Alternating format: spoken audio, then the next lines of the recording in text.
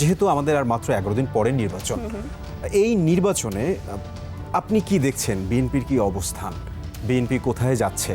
এবং তারেক রহমান দেশে আসলো, দেশে আসার পর দারুণ একটা গণজোয়ার বইল, ওভারঅল সব দলেরই বইছে, কিন্তু তারেক রহমানের কাছ থেকে মানুষজন expectation all of a sudden খুব বেড়ে গিয়েছে। সেই এক্সপেকটেশন সে কতটুকু মিট করতে পারবে, প্রথমত।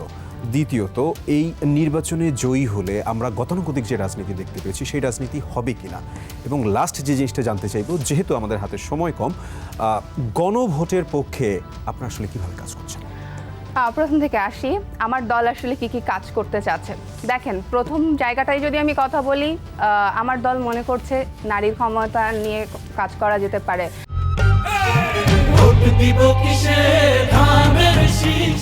আমি যেহেতু মাঠ পর্যায়ে কাজ করছি, তখন দেখছি যে মানুষের আসলে কোন কোন প্রবলেমগুলো আছে। যেমন 42% আমরা সুইং ভোটারের কথা বলছি, সেই ক্ষেত্রে আমরা নারীদের একটা বড় অংশ এখানে আছে। তো নারীদের জন্য আমরা কি কাজ করছি, যেমন গার্মেন্টস সেক্টরের উদ্ভাবনটা কিন্তু প্রথম আমাদের হাত ধরেই এসছে।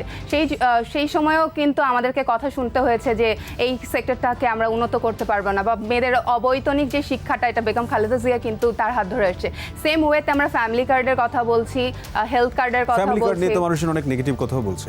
দেখেন, এটা যখন বেগম খালেদা জিয়া অবৈতনিক শিক্ষার কথা বলেছিলেন, তখনও বলেছিল যে এটা বাস্তবায়িত হবে না, কিন্তু এখন আমরা দেখছি যে ঢাকা বিশ্ববিদ্যালয় সহ যতগুলো বিশ্ববিদ্যালয় আছে সব ডিপার্টমেন্টের ফার্স্ট যে হয় সে গার্লই হয়। তো এই জিনিসগুলো এখনো বলা হচ্ছে ফ্যামিলি কার্ড বাস্তবায়ন হবে না বা কৃষক কার্ড হবে না। এটা বাস্তবায়িত হবে কি হবে না এটা পরের বিষয়। এটা পার্লামেন্ট আছে, সেখানে বসে কথা বলা যেতে পারে, আপনার বাজেট পাস হবে সেটা নিয়ে কথা বলা যেতে পারে, কিন্তু আমরা ইনিশিয়েটিভগুলো নিয়েছি এবং টু দি পাই আমরা বলছি এই সেক্টর থেকে আমরা এই বাজেটটা পাচ্ছি, এই বাজেটটা দিয়ে আমরা এই কাজগুলো করতে যাচ্ছি।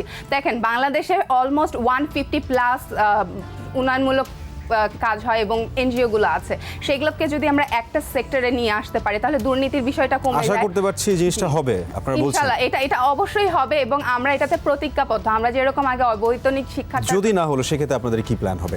নেক্সট ইলেকশনে আপনারা আমাদেরকে ভোট দিবেন না, অ্যাজ সিম্পল অ্যাজ ইট। কারণ আমারও দলের কাছ থেকে এক্সপেকটেশন আছে যে আমি এই জিনিসগুলো আমার দেশের জন্য যাই, দেশকে ভালোবাসেই তো বাংলাদেশপন্থী দলের সাথে নিজেকে যুক্ত করা। তো এই কারণে আমারও দলের কাছে এক্সপেকটেশন অনুযায়ী আমি যদি জিনিসগুলোকে মিট আপ করতে না পারি, সেক্ষেত্রে দেশের সাথে তা আমাকে স্টেপ নিতে হবে।